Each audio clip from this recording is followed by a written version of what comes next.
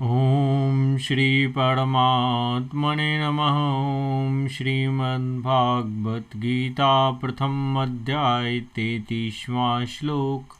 येषार्थं काञ्चितं no राज्यं भोगाः सुखानि च ते इमे अवस्थिता युद्धे प्राणान् त्यक्त्वा धनानि च। यहाँ अर्जुन कहते हैं कि हे श्री कृष्ण, हम जिनके लिए ये युद्ध कर रहे हैं, जो राज्य को भोगेंगे, जो सुख को प्राप्त होंगे, इस राज्य में जिसकी विजय होगी, हम अगर जीतते हैं तो जो इस सुख को भोगेंगे, जिनके पास वो धन दौलत होगी, जो इन संपत्तियों को भोगने वाले हैं, वो सभी के सभी तो धन और जीवन की इच्छा त्याग कर इस युद्ध में खड़े हैं।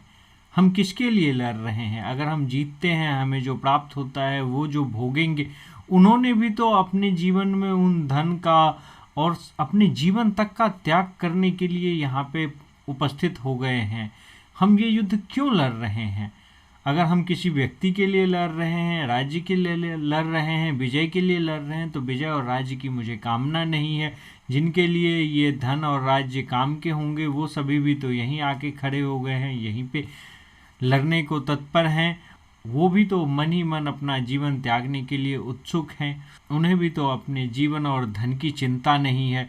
तो अगर किसी को उस धन और वैभव और राज्य की कामना नहीं है, इच्छा नहीं है, अपने जीवन तक की इच्छा नहीं है, वो उन सबको रख के यहाँ पे लड़ने आए हैं और मान के चल रहे हैं कि हो सकता है कि वो जीवित ही ना बचे। और इतना बड़ा कदम जिन्होंने उठाया है, उनके मन में तो त्याग की भावना आ चुकी है। वो तो अब आप मुझे बताइए कि मैं किसके लिए लड़ रहा हूँ?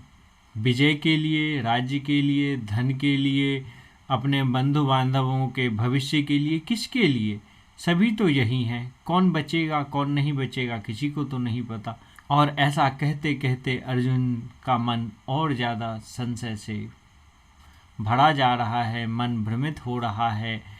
और अर्जुन धीरे धीरे एक एक करके अपने सारे संशय को भगवान श्री कृष्ण के सामने प्रकट कर रहे हैं, उसके पीछे तर्क भी दे रहे हैं।